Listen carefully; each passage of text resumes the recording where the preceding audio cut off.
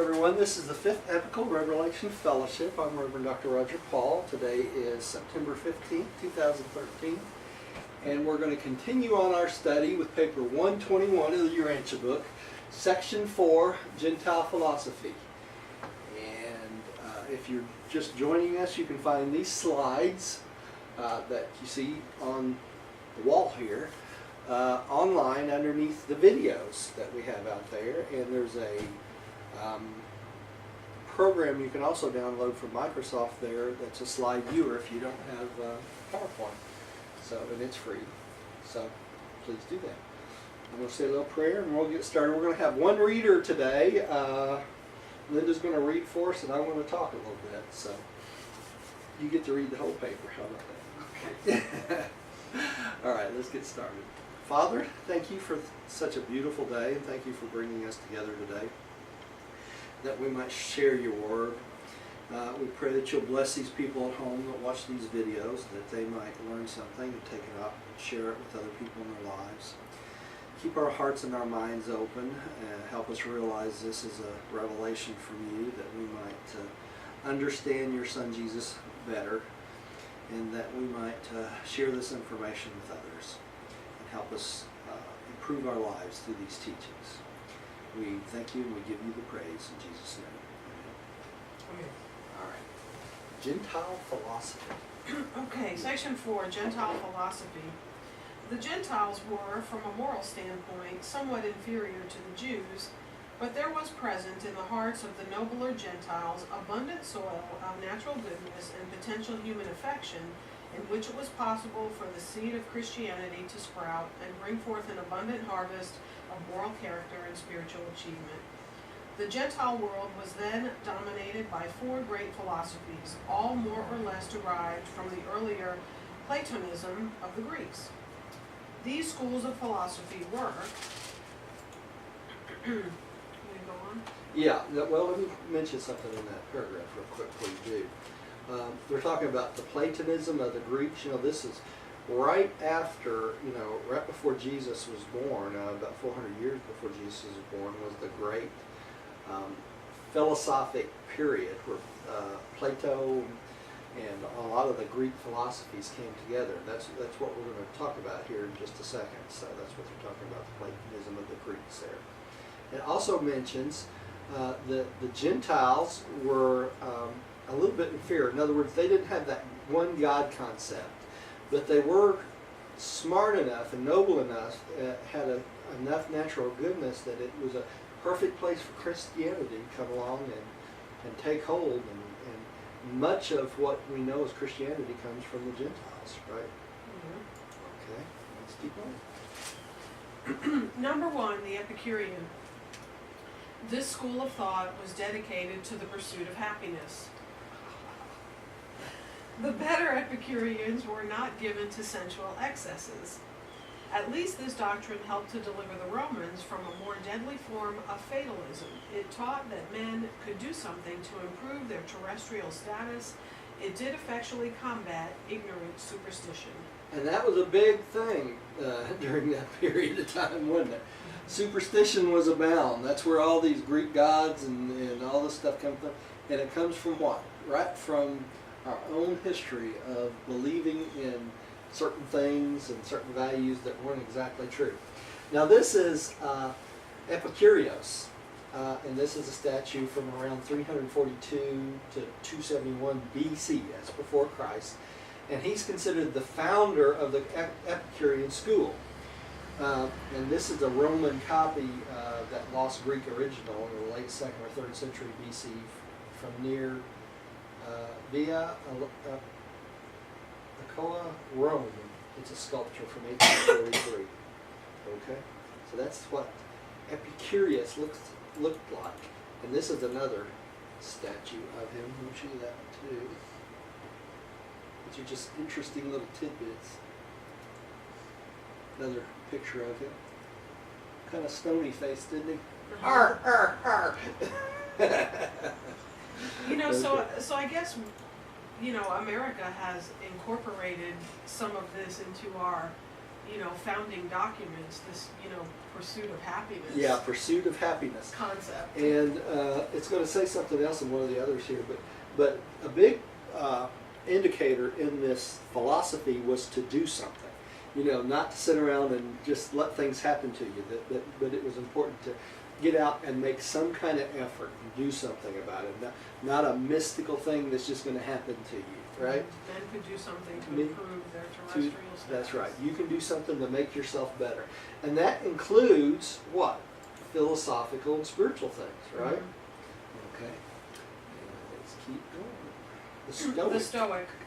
Stoicism was the superior philosophy of the better classes. The Stoics believed that a controlling, reasoned fate dominated all nature.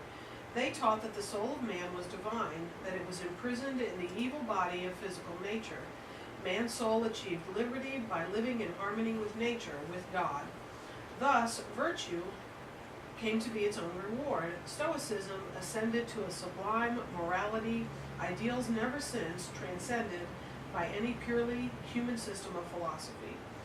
While the Stoics professed to be the offspring of God, they failed to know him and therefore failed to find him. Stoicism remained a philosophy. It never became a religion. Its followers sought to attune their minds to the harmony of the universal mind, but they failed to envisage themselves as the children of a loving Father. Paul leaned heavily toward Stoicism when he wrote, "I have learned in whatever state I am, therewith to be content." Okay, so he really liked the Stoics' philosophy, didn't he? Mm-hmm. And you can see that a lot in the Pauline literature. And we have a bust of where Stoicism come from too. I think that's probably right. This is Stoic. Chrysippus developed the Stoic school of philosophy founded in Athens around 280 BC. It's by Zeno, sculptor, 1846. Let me see if this is Rodney trying to dial in here.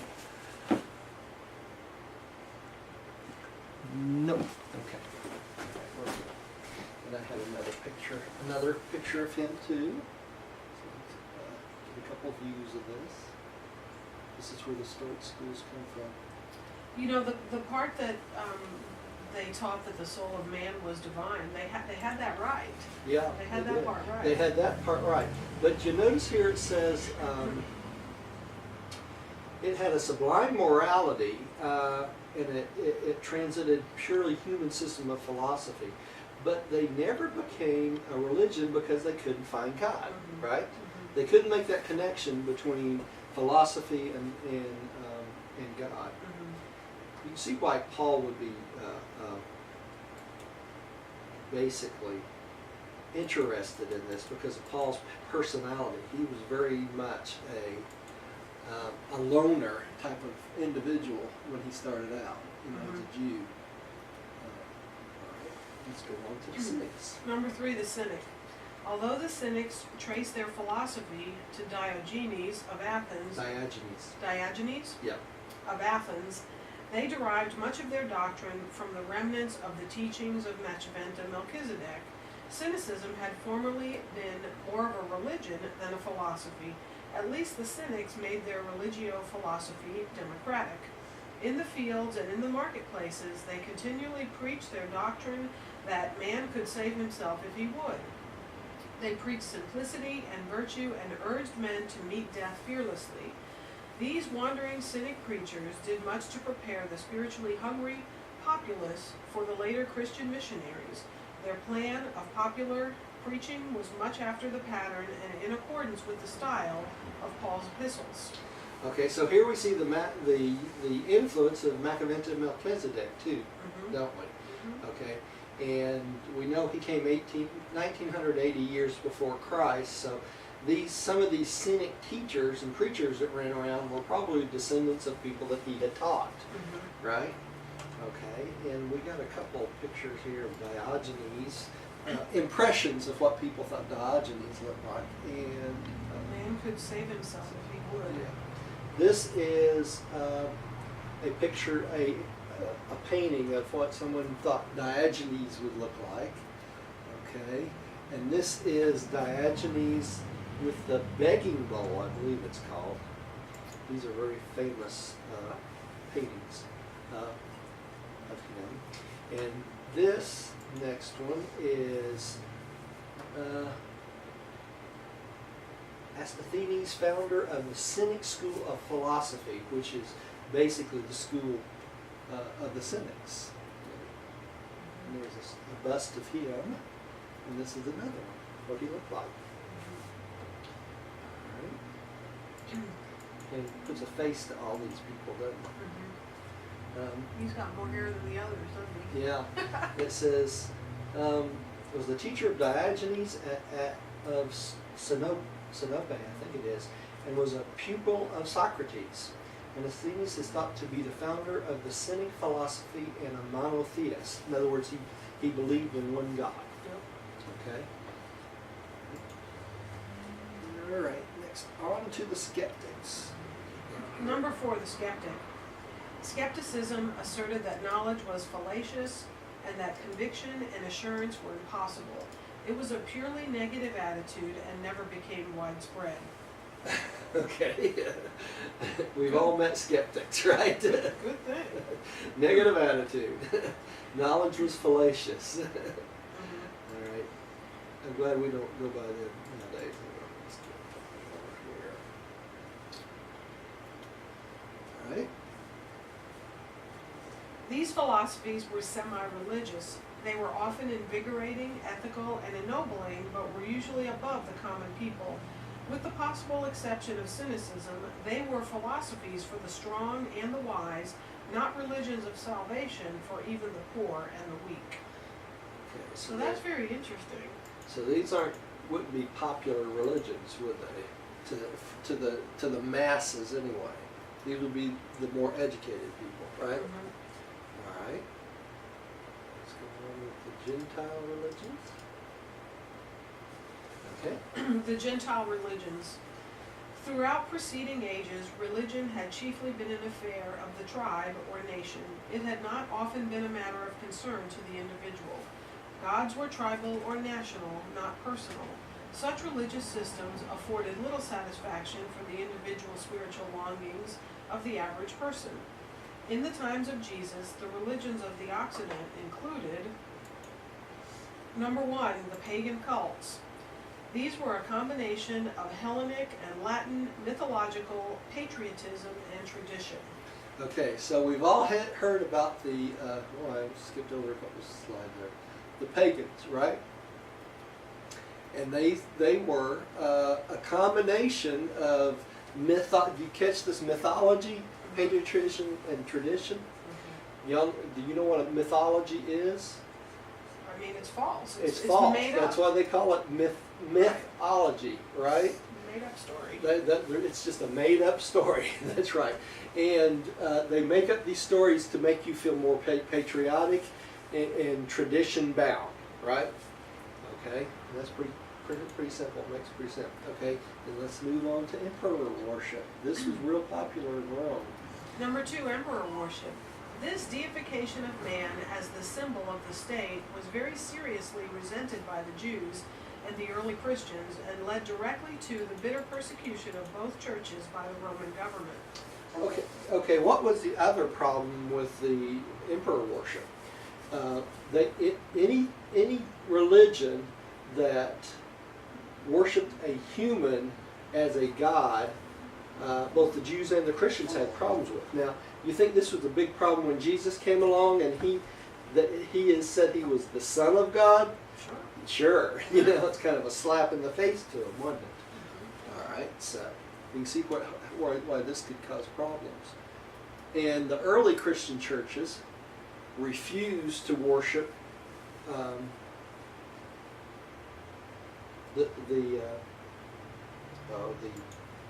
me. I don't know. The emperors. Oh.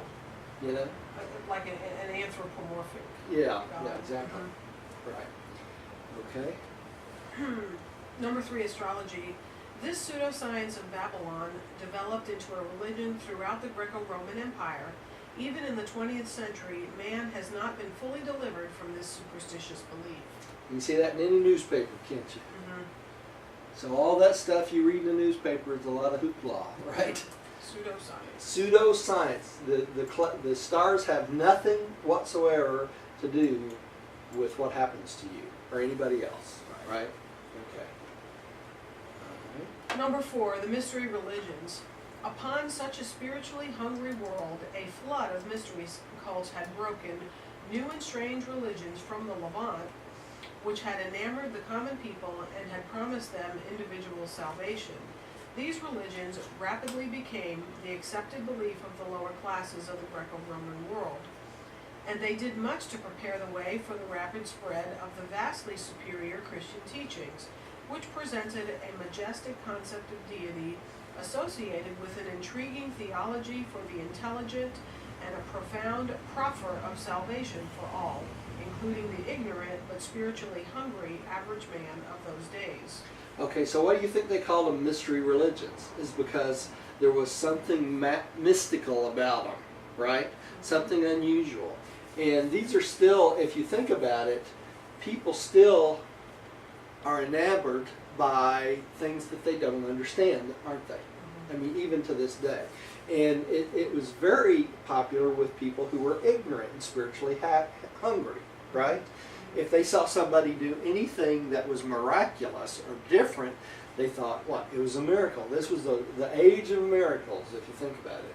Look through the New Testament, how many things Jesus was claimed to have done that were miracles, right?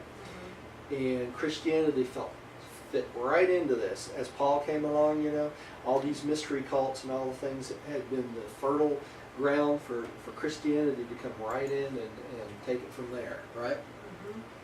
Okay. Also, all right, keep going.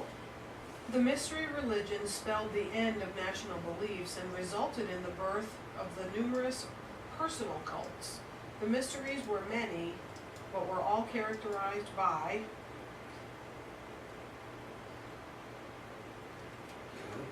Yeah. Number 1, some mythical legend, a mystery, whence their name.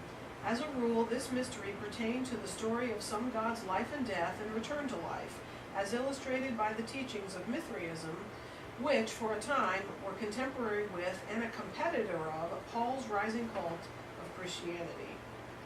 Okay. You catch that? It's a competitor of Paul's rising cult of Christianity. Now, in another part of the book, it talks about how Paul was raised in the midst of Mithraism, wasn't he? In a town where he lived. So he grew up seeing all these processes of, sacrificial systems and, incense and all these things. All these things we see in the church came from Paul's concepts when he was growing up. Okay? And that's what got right into the church. And the Catholic Church especially picked right up on this, right? Still doing it. Still doing it. And that's where this sacrificial lamb concept comes by too. And we're going to read about that in just a second. 2, the mysteries were non-national and interracial. They were personal and fraternal, giving rise to religious brotherhoods and numerous sectarian societies. Okay, so it was like a club, wasn't it? Everybody wanted to be part of the club, right? Okay, let's go to the next one. 3, they were, in their services, characterized by elaborate ceremonies of initiation and impressive sacraments of worship. Their secret rites and rituals were sometimes gruesome and revolting. Did you notice that? Yes. Ceremonies, right? Of Sacraments. initiation. Ceremonies of initiation, sacraments of worship. Now, doesn't that sound like the Catholic Church still today? It does, doesn't it? All right. And the secret rites and ritual was sometimes gruesome and revolting. What would they be talking about? Probably sacrificing animals, would you think? There's usually some sacrifice involved in that initiation process. Yeah. All right. That's the influence that Paul came from, right? All right. Number 4, but no matter what the nature of their ceremonies or the degree of their excesses, these mysteries invariably promise their devotees salvation, deliverance from evil, survival after death, and enduring life in blissful realms beyond this world of sorrow and slavery. Does that not sound like Christianity? Mm-hmm. Okay, and that's where we get it from, doesn't it? Mm-hmm. All right. But do not make the mistake of confusing the teachings of Jesus with the mysteries. The popularity of the mysteries reveals man's quest for survival, thus portraying a real hunger and thirst for personal religion and individual righteousness. Although the mysteries failed adequately to satisfy this longing, they did prepare the way for the subsequent appearance of Jesus, who truly brought to this world the bread of life and the water thereof. Okay, so we see the difference right there, don't we?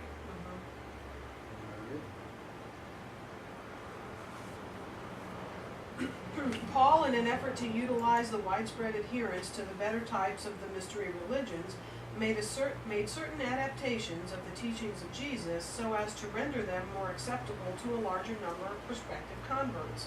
But even Paul's compromise of Jesus' teachings, Christianity, was superior to the best in the mysteries in that, number one, Paul taught a moral redemption and ethical salvation. Christianity pointed to a new life and proclaimed a new ideal.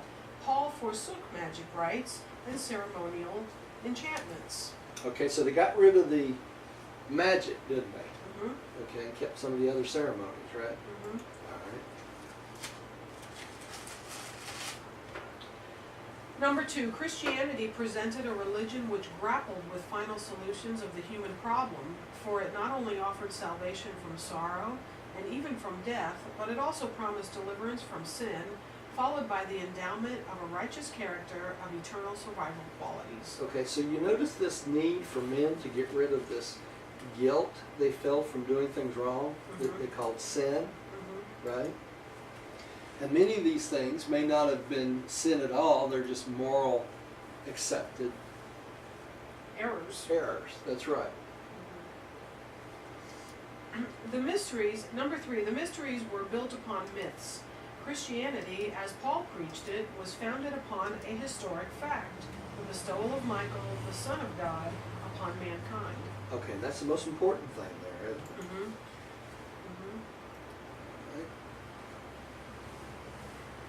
Morality among the Gentiles was not necessarily related to either philosophy or religion. Outside of Palestine, it not always occurred to people that a priest of religion was supposed to lead a moral life. Jewish religion and subsequently the teachings of Jesus and later the evolving Christianity of Paul were the first European religions to lay one hand upon morals and the other upon ethics, insisting that religionists pay some attention to both. Now that's a strange paragraph, isn't it?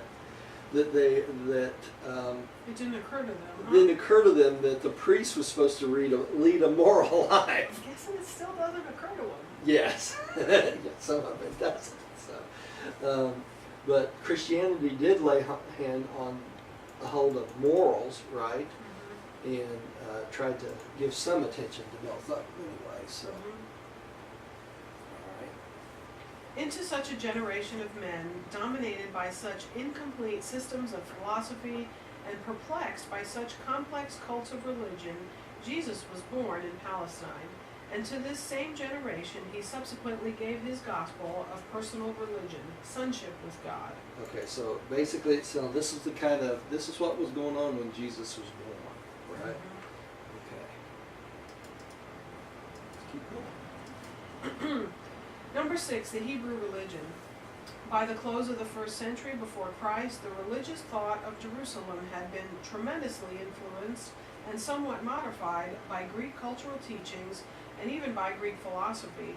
In the long contest between the views of the Eastern and Western schools of Hebrew thought, Jerusalem and the rest of the Occident and the Levant in general adopted the Western Jewish or modified Hellenistic viewpoint. Okay, so the civilized world took the viewpoint of the Jews, didn't it?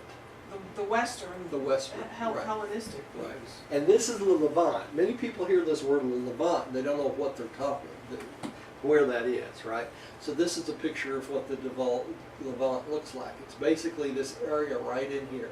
It's what we call the Middle East today. It's what we call the Middle East, the same plot of land that everybody keeps fighting over, right? All right. And that's considered the Levant. Now, what's the Occident? The Occident is everything West. else, right? West, right. And the Orient is to the east, right? Right. Okay. So it's interesting that, you know, it says Jerusalem and the rest of the Occident and the Levant in general adopted the Western Jewish or modified Hellenistic viewpoint, which was much higher and, you know, morally and ethically centered, I guess I would say, than you know, the Eastern school of thought. The Eastern school of thought. That's right. It was. Yeah. Okay. In the days of Jesus, 3 languages prevailed in Palestine. The common people spoke some dialect of Aramaic. The priests and rabbis spoke Hebrew. The educated classes and the better strata of Jews in general spoke Greek. The early translation of the Hebrew scriptures into Greek at Alexandria was responsible in no small measure for the subsequent predominance of the Greek wing of Jewish culture and theology, and the writings of the Christian teachers were soon to appear in the same language. The Renaissance of Judaism dates from the Greek translation of the Hebrew scriptures. This was a vital influence which later determined the drift of Paul's Christian cult toward the west instead of toward the east. Okay, so this is really important. This is critical. Okay, so the common people all spoke Aramaic, right? You know, which was the language of the area. Okay. And of Jesus' home. Of Jesus' home. Mary, That's right. Mary and Joseph. Right. The priests and the rabbis spoke Hebrew, right? Which made sense. They were from Hebrew heritage, right? So they would do everything in the Hebrew tongue. But it was the better strata of the Jews that spoke Greek. Isn't that interesting? Mm-hmm. So all this Greek philosophy, all this Greek way of speaking, Greek way of thinking, Greek thought, basically infected the Jewish culture and theology, if you think about it, right? And soon to appear, there's Christian teachers came along and they spoke the same language, didn't they? The Greek. Mm-hmm. So it made perfect sense that even though some of the Gospels were written in Aramaic, they would be translated into Greek soon after that. Mm-hmm. You know, and if you go to any seminary, almost every one of them wants you to learn Greek because most of the writings were translated into Greek, right? Mm-hmm. And that was why Paul's cult went towards the west instead of the east. Now, why is that to the west to the east? Because the west, everybody spoke Greek, right? To the east, it was the Oriental languages, right? And so that would be totally different. So basically people going out in twos to teach, they would want to go to the easy path, right? To a language they already knew how to speak rather than trying to learn the Oriental tongues, right? So that shows you why it was slower for the gospel to spread toward the east, right? In the synagogues, the Jews allowed a certain number of the Hellenistic Jews to be a part of the synagogues. Yeah. And so when this was always, you know, something that I had trouble understanding, but I understand it so much better now. All throughout the book of Acts, it talks about how Paul was constantly going to the Gentiles, but he was constantly in the synagogue. Yeah. Preaching. So who was he preaching to? He was preaching to these Hellenistic Jews. Yeah. These Greek Jews in the synagogues all over, you know, Asia Minor. Yeah. Is who he was preaching to. And in doing that, the Gentile Greeks understood him too, didn't they? Yeah. It was right down their alley. Okay. All right. Though the Hellenized Jewish beliefs were very little influenced by the teachings of the Epicureans, they were very materially affected by the philosophy of Plato and the self-abnegation doctrines of the Stoics. The great inroad of Stoicism is exemplified by the fourth book of Maccabees. The penetration of both Platonic philosophy and Stoic doctrines is exhibited in the Wisdom of Solomon. The Hellenized Jews brought to the Hebrew Scriptures such an allegorical interpretation that they found no difficulty in conforming Hebrew theology with their revered Aristotelian philosophy, but this all led to disastrous confusion until these problems were taken in hand by Philo of Alexandria, who proceeded to harmonize and systemize Greek philosophy and Hebrew theology into a compact and fairly consistent system of religious belief and practice. And it was this later teaching of combined Greek philosophy and Hebrew theology that prevailed in Palestine when Jesus lived and taught, and which Paul utilized as the foundation on which to build his more advanced and enlightening cult of Christianity. Okay. Something I want to point out to you says that the Hellenized Jews brought into the Hebrew Scriptures such an allegorical interpretation. You see that? Mm-hmm. If in no difficulty conforming to the Hebrew theology with their revealed Aristotelian philosophy. Now, if the Hebrews thought this was an allegory, right? Mm-hmm. You know, they wouldn't get along with our Bible thumpers now at all, that all believe that everything in the Old Testament was literal Word of God, did they? Mm-hmm. They'd have a real issue with this, wouldn't they? Well, I just wanted to point that out. Okay. It's interesting because if you read the Old Testament and understand that much of it is allegorical, like Jesus says when he talks about the story of Jonah and the whale, Yeah. that most of it is allegorical, and there are, how can I say it? There are, morals and lessons to be learned from the allegory. That's from right. the allegory. That's right. It all begins to make a lot more sense rather than literal. Well, if you try to put a literal interpretation on everything in the Old Testament, Right. you have a hard time keeping any moral values. Right. Because you got, especially when it starts talking about God telling one person to go kill every man, woman, and child. We know that God does not do that, right? And yet it's in there, isn't it? So, how do you justify that? Well, it's an allegory type thing. When Melchizedek saw Abraham coming back from battle, he'd already done this. He'd already killed all these men, women, and children. Mm-hmm. So what's he supposed to do? Not talk to you anymore because you're a barbarian? Mm-hmm. Instead, he tries to bring something good from that. Mm-hmm. And yet, if you listen to the interpretations, people think, well, that means we're supposed to go out and kill all these non-believers, doesn't it? Mm-hmm. And that's not the case at all. Okay. Philo was a great teacher, not since Moses had there lived a man who exerted such a profound influence on the ethical and religious thought of the Occidental world. In the matter of the combination of the better elements in contemporaneous systems of ethical and religious teachings, there have been 7 outstanding human teachers: Sethard, Moses, Zoroaster, Lao Tse, Buddha, Philo, and Paul. Isn't that interesting? This is what the Midwayers consider outstanding teachers. Okay? Mm-hmm. And Paul is included in there with them. Many, but not all, of Philo's inconsistencies resulting from an effort to combine Greek mystical philosophy and Roman Stoic doctrines with the legalistic theology of the Hebrews, Paul recognized and wisely eliminated from his pre-Christian basic theology. Philo led the way for Paul more fully to restore the concept of the Paradise Trinity, which had long been dormant in Jewish theology. In only one matter did Paul fail to keep pace with Philo or to transcend the teachings of this wealthy and educated Jew of Alexandria, and that was the doctrine of the atonement. Philo taught deliverance from the doctrine of forgiveness only by the shedding of blood. He also possibly glimpsed the reality and presence of the thought adjusters more clearly than did Paul.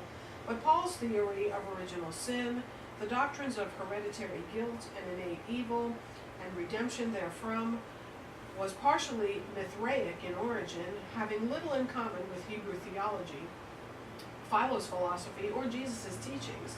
Some phases of Paul's teachings regarding original sin and the atonement were original with himself. So that means the whole atonement doctrine is incorrect then, doesn't it? Okay, now let's go up a little bit farther from that too. Okay, Philo. Only did this mean that Paul failed to keep pace with Philo. You see that? Or to transcend the teachings of this wealthy and educated Jew of Alexandria, that the doctrine of atonement, Philo taught deliverance from the doctrine of forgiveness only by the shedding of good blood.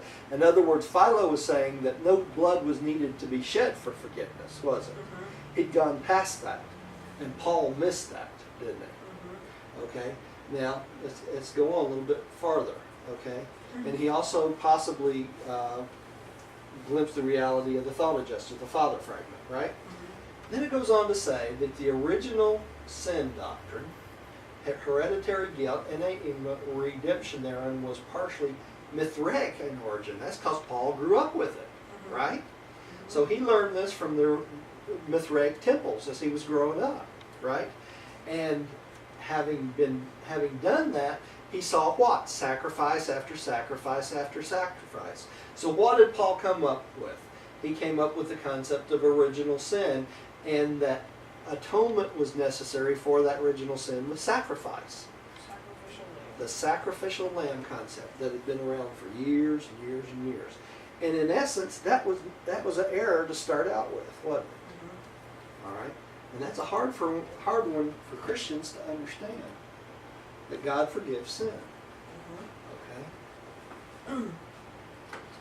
The Gospel of John, the last of the narratives of Jesus' earth life, was addressed to the Western peoples and presents its story much in the light of the viewpoint of the later Alexandrian Christians, who were also disciples of the teachings of Philo. Okay, give me a second here.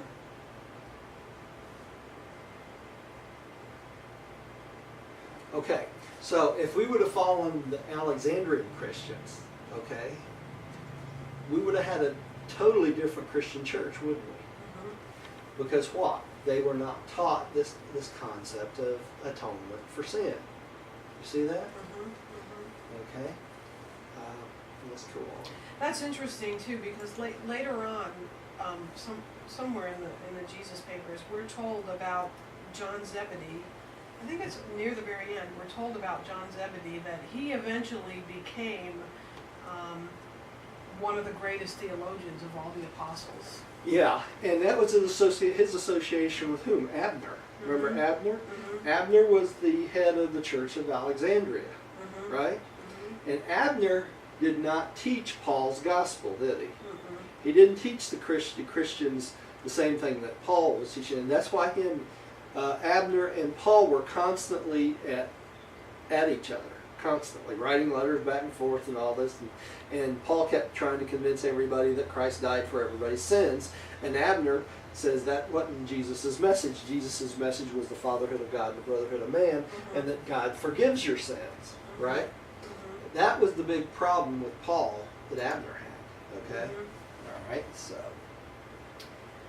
At about the time of Christ, a strange reversion of feeling toward the Jews occurred in Alexandria, and from this former Jewish stronghold there went forth a virulent wave of persecution, extending even to Rome, from which many thousands were banished.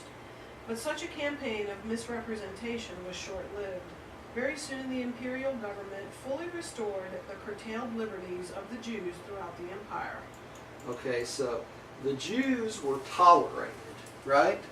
They weren't loved by Rome, they were just tolerated because they were a necessity, right? Okay, and that's what they're talking about here. Throughout the whole wide world, no matter where the Jews found themselves, dispersed by commerce or oppression, all with one accord kept their hearts centered on the Holy Temple at Jerusalem. Jewish theology did survive as it was interpreted and practiced at Jerusalem, notwithstanding that it was several times saved from oblivion by the timely intervention of certain Babylonian teachers. So it was the Babylonians that kept the Jewish concept alive, wasn't it? Yeah. As many as 2.5 million of these dispersed Jews used to come to Jerusalem for the celebration of their national religious festivals, and no matter what the theologic or philosophic differences of the Eastern Babylonian and the Western Hellenic Jews, they were all agreed on Jerusalem as the center of their worship and in ever looking forward to the coming of the Messiah. Now, has that changed? No, Not at all. no. Not at And all. it's interesting because Joseph was of the Eastern Babylonian, Influences. thought, Yeah. and Mary the Western. Yeah. So Jesus had a combination of, in his Both upbringing, factions. both Yeah. of those. Yeah. So that's really interesting. Yeah. No, but nothing has changed. No, nothing has changed. Mm-mm. All right. Number 7, Jews and Gentiles. By the time of Jesus, the Jews had arrived at a settled concept of their origin, history, and destiny. They had built up a rigid wall of separation between themselves and the Gentile world. They looked upon all Gentile ways with utter contempt. They worshipped the letter of the law and indulged a form of self-righteousness based upon the false pride of descent. They had formed preconceived notions regarding the promised Messiah, and most of these expectations envisaged a Messiah who would come as a part of their national and racial history. To the Hebrews of those days, Jewish theology was irrevocably settled, forever fixed. And who settled and fixed that? That was Moses, Moses. wasn't it? It's still the same, Yeah. Roger. It It's hasn't. not changed, has No, it? it has not changed. No. Mm-hmm. Not enough. They still have that same concept of God Yeah. that they had, 2,500 years ago. Now keep in mind, Moses was taught by one of the teachers of Melchizedek, From the Egypt. descendant, from Egypt, right? So he got all these concepts secondhand in the first place, and then he tried to set up laws to control the Bedouins, right? He wanted to take them from a concept of their Yahweh concept of God to a more concept of a universal Father, wasn't it? So he set up all these laws and rituals to do that, right? Okay. The teachings and practices of Jesus regarding tolerance and kindness ran counter to the long-standing attitude of the Jews toward other peoples whom they considered heathen. For generations, the Jews had nourished an attitude toward the outside world which made it impossible for them to accept the Master's teachings about the spiritual brotherhood of man. They were unwilling to share Yahweh on equal terms with the Gentiles, and were likewise unwilling to accept as the Son of God one who taught such new and strange doctrines. Okay, so you got this guy coming along and says we got to love everybody, right? A spiritual brotherhood of man. That was his main mission, is to share with us the fatherhood of God and the brotherhood of man. So do you think he's going to get along with the Jews that set up these walls and wanted to keep everybody outside themselves? Not likely. They didn't want to be lovey-dovey with the Gentiles, did they? These guys were nasty to them, right? So right off the bat, they have a problem with Jesus, don't they? All right. The scribes, the Pharisees, and the priesthood held the Jews in a terrible bondage of ritualism and legalism, a bondage far more real than that of the Roman political rule. The Jews of Jesus' time were not only held in subjugation to the law, but were equally bound by the slavish demands of the traditions, which involved and invaded every domain of personal and social life. These minute regulations of conduct pursued and dominated every loyal Jew, and it is not strange that they promptly rejected one of their number who presumed to ignore their sacred traditions and who dared to flout their long-honored regulations of social conduct. They could hardly regard with favor the teachings of one who did not hesitate to clash with dogmas which they regarded as having been ordained by Father Abraham himself. Moses had given them their law, and they would not compromise. They would not compromise under any circumstances, right? This is the law set up by Moses, and that's the way it was, right? It's so interesting though, because later on, Jesus says to them, you to the Pharisees and the priests, the scribes, you all sit in Moses' seat and represent him, but you don't do as he says. No. You don't act according to the law. You do otherwise. You do otherwise. The law was too weighty and too it penetrated too much of their lives. You couldn't act or move and be normal under the laws that were set up, right? It went from morals to these laws that were ridiculous. And he said to them, Yeah. you know, you don't even obey your own law. No. That you And claim, then you come and yeah. that you want to, you know, dictate to everybody else. Yeah.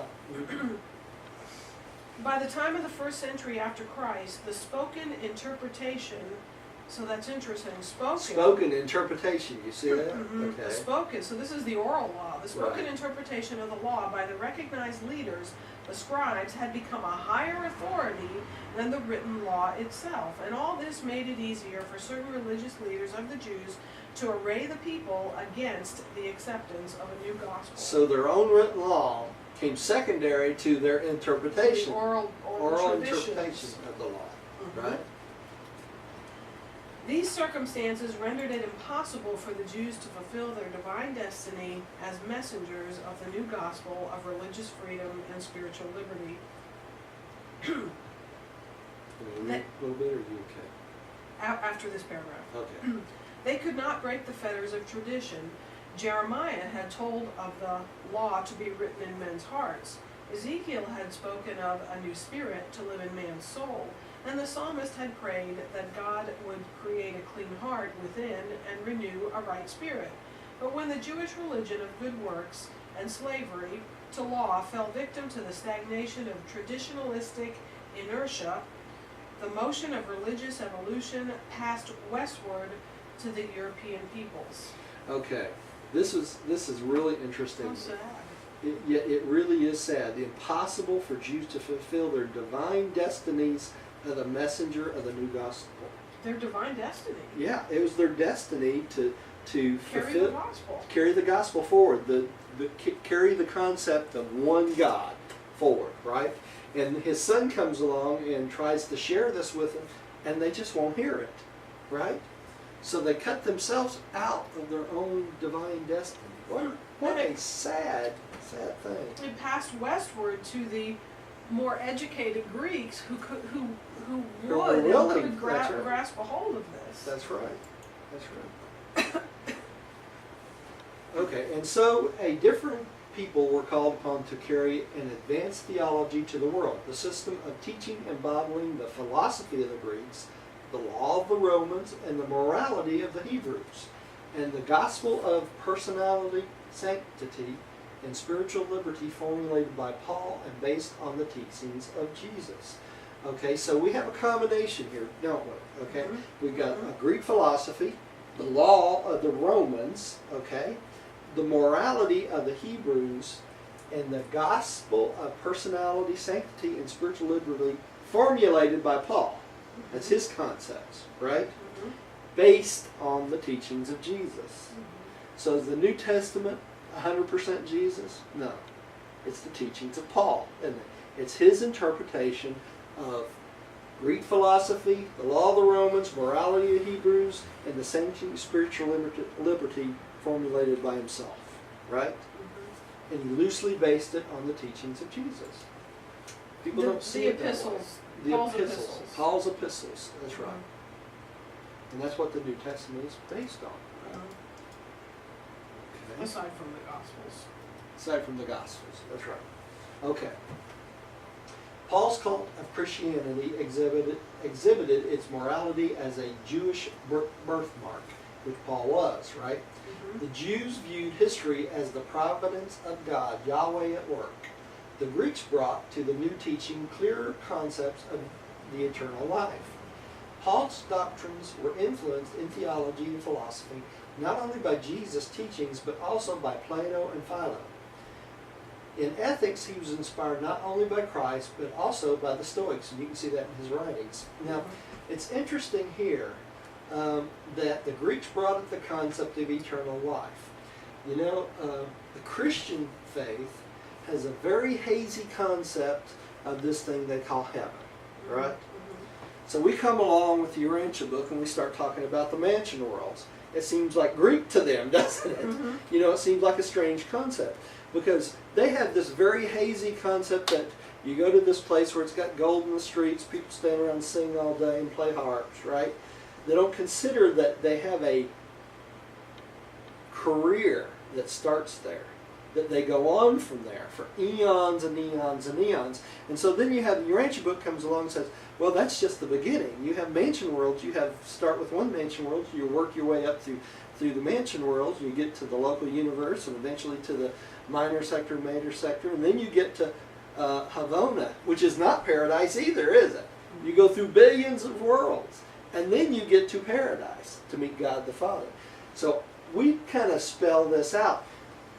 It starts out with this hazy concept that Paul comes up with, doesn't it? Okay? And it's funny that many Christians have such a problem starting to learn the Urantia book because they've put all their eggs in this basket of Paul's, this concept that Paul came up with. You think about it, right? All right, let's keep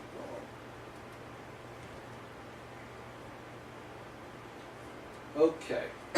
The gospel of Jesus as it is embodied in Paul's cult, got that? Paul's cult of Antioch Christianity became blended with the following teachings. The philosophic reasoning of Greek proselytes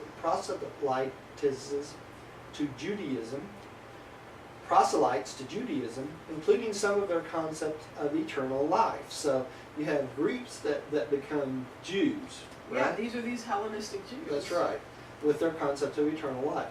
The appealing teachings of the prevailing mystery cults. How about that? Especially the Mithraic doctrines of redemption, atonement, and salvation by sacrifice made by some God. Isn't that interesting?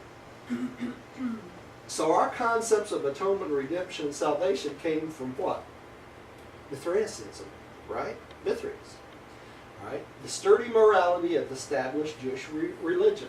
That's what the Jews are known for the moral laws, right? Okay. Go down a little bit further on this one too. Did Mithraism come out of?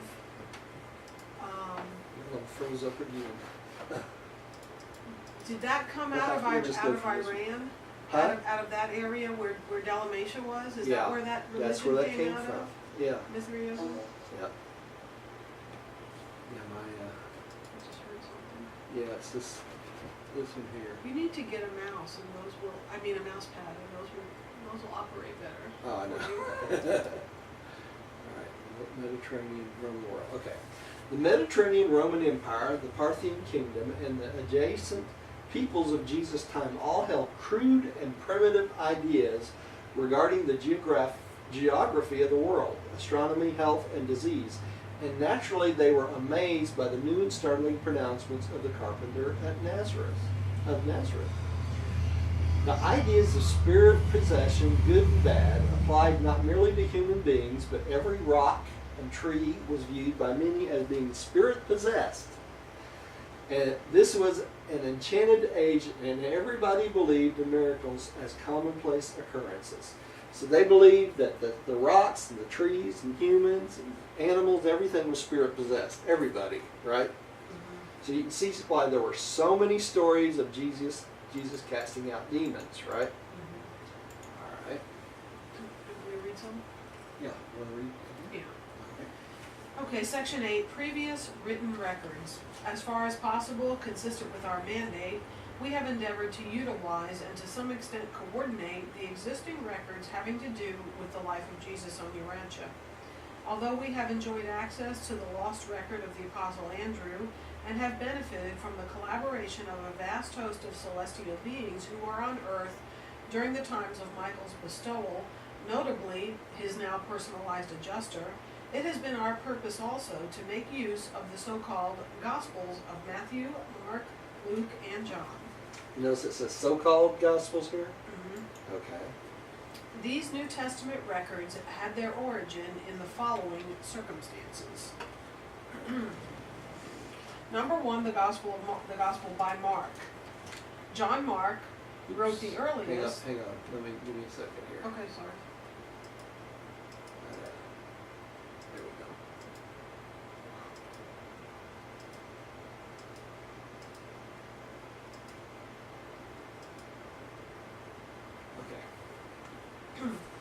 Okay. Oh, Oh, this is a picture of interpreting. This is a picture. It's supposed to be Matthew, Mark, Luke, and John of the Gospels. Okay. Matthew, Mark. I mean Mark, John, Luke, And Matthew. and Matthew. Yeah. In that order? In that. Yeah. Matthew, Mark, Luke, and John. That's what it is. Okay. The Gospel by Mark. John Mark wrote the earliest, accepting the notes of Andrew, briefest and most simple record of Jesus' life. He presented the Master as a minister, as a man among men. Although Mark was a lad lingering about many of the scenes which he depicts, his record is, in reality, the Gospel according to Simon Peter. He was early associated with Peter, later with Paul. Mark wrote this record at the instigation of Peter and on the earnest petition of the church at Rome. Knowing how consistently the Master refused to write out his teachings when on earth and in the flesh, Mark, like the apostles and other leading disciples, was hesitant to put them in writing. But Peter felt the church at Rome required the assistance of such a written narrative, and Mark consented to undertake its preparation. He made many notes before Peter died in AD 67, and in accordance with the outline approved by Peter and for the church at Rome, he began his writing soon after Peter's death. The Gospel was completed near the end of AD 68.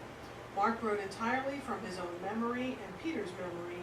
The record has since been considerably changed, numerous passages having been taken out, and some later matter added at the end to replace the latter 1/5 of the original Gospel, which was lost from the first manuscript before it was ever copied. This record by Mark, in conjunction with Andrew's and Matthew's notes, was the written basis of all subsequent Gospel narratives which sought to portray the life and teachings of Jesus. So that's where the gospel attributed to Mark was, right? Right. Mhm.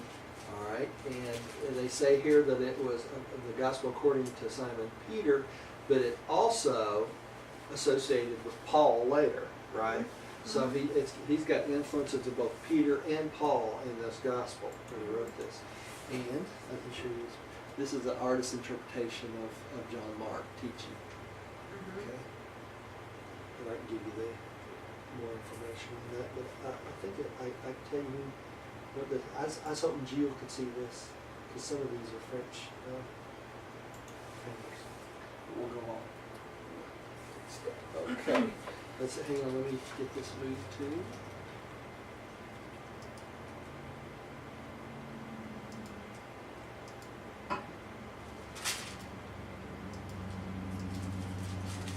Okay, Gospel of Matthew. The Gospel of Matthew. The so-called Gospel according to Matthew is the record of the Master's life, which was written for the edification of Jewish Christians. The author of this record consistently seeks to show in Jesus' life, that much which he did was that it might be fulfilled, which was spoken by the prophet. Matthew's Gospel portrays Jesus as a son of David, picturing him as showing great respect for the law and the prophets. Okay, and we know that Jesus was not a direct descendant from David, don't we? Mm-hmm. And there's a picture of Matthew. Okay. The Apostle Matthew did not write this gospel. It was written by Isidore, one of his disciples, who had as a help in his work not only Matthew's personal remembrance of these events, but also a certain record which the latter had made of the sayings of Jesus directly after the crucifixion. This record by Matthew was written in Aramaic. Isidore wrote in Greek. There was no intent to deceive in accrediting the production to Matthew. It was the custom in those days for pupils thus to honor their teachers. Okay. Give me just 1 second.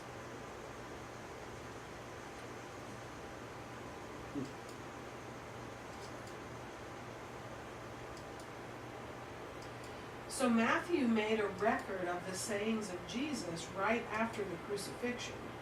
That's right. That's interesting. Yes, I got way off basically. Here we go. You know what it sounds like is, if that is the case, what it sounds like is that when Jesus was crucified, Matthew began to understand much of what he said and wrote it down. That's right. In the light of that crucifixion, he was like, oh, now I understand what he's talking about. Right. And he decided to write some things down. That's so right. that's very interesting. And this is supposed to be a picture of Isidore writing the gospel. Okay. Mm-hmm. Did you already go over this? Matthew's original record was the next paragraph. Okay. Is it? No, you went one too far. You got to back up one from where you are there. All right. Okay, now, so Yep. Okay. Matthew's original record was edited and added to in AD 40, just before he left Jerusalem to engage in evangelistic preaching. It was a private record, the last copy having been destroyed in the burning of a Syrian monastery in AD 416. So that's the original record, right? Mhm. Okay. All right. Now, that's a door. Okay. Isidore escaped from Jerusalem in AD 70 after the investment of the city by the armies of Titus, taking with him to Pella a copy of Matthew's notes. In the year 71, while living at Pella, Isidore wrote the Gospel according to Matthew. He also had with him the first 4/5 of Mark's narrative. So, they all used Mark's narrative as a basis, didn't they? Mm-hmm. Okay. Mm-hmm. And it sounds like he had the copy of Matthew's notes and whatever Matthew wrote after the crucifixion. That's right. So he had all that. Yeah. And so it's very interesting that he wrote after Jerusalem was destroyed. After Jerusalem was destroyed. Now, Isidore was basically a follower of Matthew. Student of Matthew. That's right. Yeah. Okay. 3, the Gospel by Luke. Luke, the physician of Antioch in Pisidia, was a Gentile convert of Paul, and he wrote quite a different story of the Master's life. He began to follow Paul and learn of the life and teachings of Jesus in AD 47. Luke preserves much of the grace of the Lord Jesus Christ in his record as he gathered up these facts from Paul and others. Luke presents the Master as the friend of publicans and sinners. He did not formulate his many notes into the Gospel until after Paul's death. Luke wrote in the year 82 in Achaia. He planned 3 books dealing with the history of Christ and Christianity, but died in AD 90 just before he finished the second of those works, the Acts of the Apostles. Okay, so this is interesting that this is the Gospel of Luke, who was written from the information he got from Paul, right? And Paul was never, what? Paul was never in the Master's presence, was he? Mm-hmm. So this was not an original apostle, right? Yeah. But this gospel's based on secondhand information from Paul to another person, right? And then it was written down, all right? 47 years. Now, that would be like me trying to write something down from when I was a teenager, right? Mm-hmm. And get all the stories right. So do you think the entire New Testament is 100% accurate of everything that happened? No, I don't think so, right? Okay, and it was in AD 90 when he died, and he didn't finish the other 2 volumes, right? Mm-hmm. Okay, and this is supposed to be a picture of Matthew. Luke, I mean, right? Luke? Luke. You notice he's got a little... Yeah. Well, Unicorn. Yeah, on his shoulder. I thought that was kind of interesting. Yeah, that really is. All right. Okay, it's 12 o'clock. Let's see how much. Want me to finish this paragraph until we get to number 4? Let's see how much we have left. Actually, let's finish this. We don't have that much farther to go. You want to finish Okay. this paper? Okay. Okay. All right. As material for the compilation of his gospel, Luke first depended upon the story of Jesus' life as Paul had related it to him. Luke's gospel is, therefore, in some ways, the gospel according to Paul. But Luke had sources of information. He not only interviewed scores of witnesses to the numerous episodes of Jesus' life which he records, but he also had with him a copy of Mark's gospel, that is, the first 4/5, Isidore's narrative, and a brief record made in the year AD 78 at Antioch by a believer named Cedes. Luke also had a mutilated and much edited copy of some notes purported to have been made by the Apostle Andrew. So he did have a lot of the eyewitnesses' records with him. That's right. That's right, he did. Now, an interesting part about that, this is this. Let's just jump sometimes. Is this. This is written by midwayers, right? Yeah. So they were there. They know what happened, right? So they know exactly who wrote what and why they wrote it in the whole 9 yards, right? Yeah. So this is a pretty good indication that this really happened this way, okay? All right. Do you know who this Cedes is? I've never heard that name before. No, I don't. From Antioch, who and a brief record made in the year AD 78 at Antioch by Cedes. Huh. That I don't know. Okay. Okay, number 4, the Gospel of John. The Gospel according to John relates much of Jesus' work in Judea and around Jerusalem, which is not contained in the other records. This is the so-called Gospel according to John, the son of Zebedee, and though John did not write it, he did inspire it. Since its first writing, it has several times been edited to make it appear to have been written by John himself. When this record was made, John had the other Gospels, and he saw that much had been omitted. Accordingly, in the year AD 10, is that 101. 101? Yep. In the year AD 101, he encouraged his associate Nathan, a Greek Jew from Caesarea, to begin the writing. John supplied his material from memory and by reference to the 3 records already in existence. He had no written records of his own. The epistle known as 1 John was written by John himself as a covering letter for the work which Nathan executed under his direction. Okay, and this is the same John that wrote what? The Book of Revelation, right? Yep. Okay, and there's a picture of John receiving information. Mhm. All right. Yep. All right. And then we have one more paragraph in the acknowledgement. Okay. All these writers present honest pictures of Jesus as they saw, remembered, or had learned of him, and as their concept of these distant events were affected by their subsequent espousal of Paul's theology of Christianity.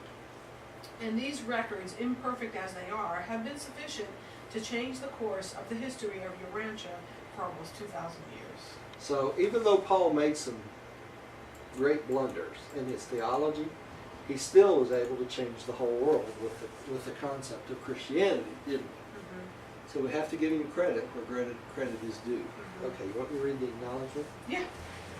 Okay. Do you think, what do you think Paul's doing now?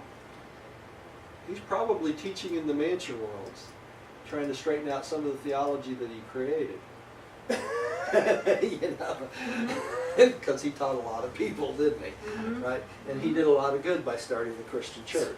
So when you But get to he the did- mansion world, Paul's going to be there, and it's like, well, you know, Yeah, let me just tell you. I can see it now. You're that guy that was teaching classes down there on Earth after I left and criticizing my teaching. One Paul criticizing another Paul. Yeah, really. Yeah, that's right. Okay, and this is where it all boils down to what we're fixing to read here. This is important acknowledgement.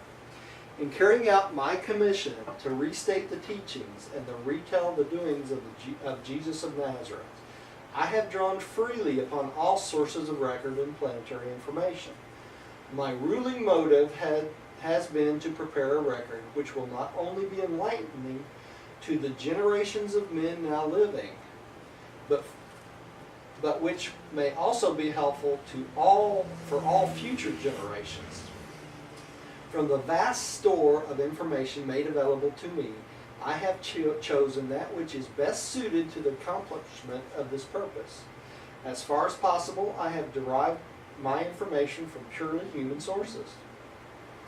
Only when such sources failed have I resorted to those records which are superhuman.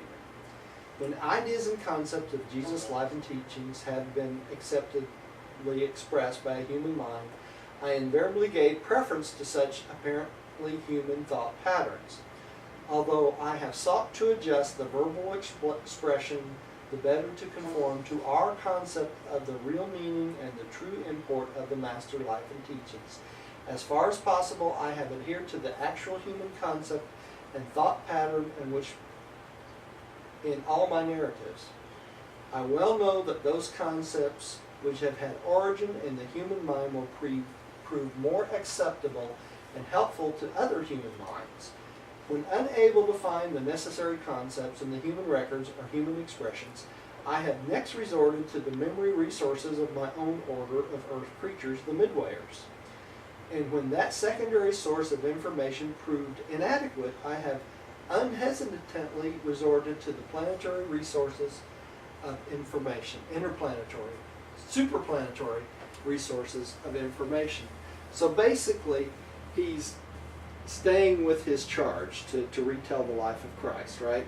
And he's used human concepts as much as possible when it was possible, and only resorted to superplanetary resources or revelation when nothing else could be found, right?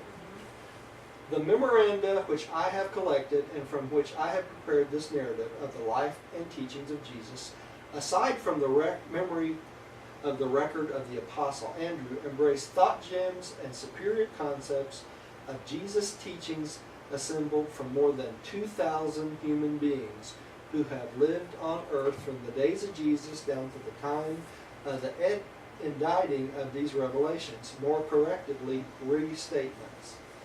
The revelatory permission has been utilized only when the human record and human concepts failed to supply an adequate thought pattern. My revelatory commission forbid me to resort to extra-human sources from either information or expression until such a time I could testify that I had failed in my efforts to find the required conceptual expression in the purely human resources. So he didn't give out revelation until he exhausted every other possibility, didn't he? Uh-huh. Okay. One more. We'll be done. Okay. Let me move this down a bit too. And he says that he wanted to use the human thought patterns. Yeah, whenever possible, right? Because he knew that would be much more understandable to That's us. what we'd understand, that's what we would accept, Right. okay? All right. While I, with the collaboration of my 11 associate fellow midwayers and under the supervision of the Melchizedek record, have portrayed this narrative in accordance with my concept of its effective arrangement in response to my choice of immediate expression, nevertheless, the majority of the ideas and even some of the effective expressions which I have thus utilized had their origins in the minds of the men of many races who have lived on earth during the intervening generations, right on down to those who are still alive at the time of this undertaking. In many ways, I have served more as a collector and editor than the original narrator. I have unhesitantly appropriated those ideas and concepts, preferably human, which would enable me to create the most effective portraiture of Jesus' life, and which would qualify me to restate his matchless teachings in the most strikingly helpful and universally uplifting phraseology. In behalf of the Brotherhood of the United Midwayers of Atlanta, I most gratefully acknowledge our indebtedness to all sources of record and concept which have been hereinafter utilized in the further elaboration of our reinstatement of the life of Jesus' life on earth. And that's basically the statement, the acknowledgement statement of the revelation and where they got all this information on the life of Christ. So if you don't like what's in here, take it up with the midwayers, right? That's what it boils down to. And next time we will start out on the actual life of Christ, right? Yep. Let's say a little prayer and we'll close for today. Would you like to pray again, Linda? Sure. Close us out. Our Father in heaven, we thank you for this time today. We thank you for this book that you've given us, the fifth epical Revelation, so that we could understand what really happened when Jesus was here, to set the record straight. We just ask you, Father, that you would help all of us, everyone who's hearing this, to understand what's been written here and incorporate it into their lives, help it penetrate into their minds, and settle out as the truth that it is. We just ask you to help us incorporate these teachings into our lives, into our service of others. As we leave here today, we ask that you would help us to live our lives in such a way that people would see you, Father, and be drawn to ask what it is that compels us to live our lives in such a way as to honor you. We ask that you bless us as we go forth this week in all of our doings and in all the people that we meet. We love you and we give you all glory and honor and praise in Jesus' name. Amen. Amen. Thank you for joining us. Please come see us again. God bless you.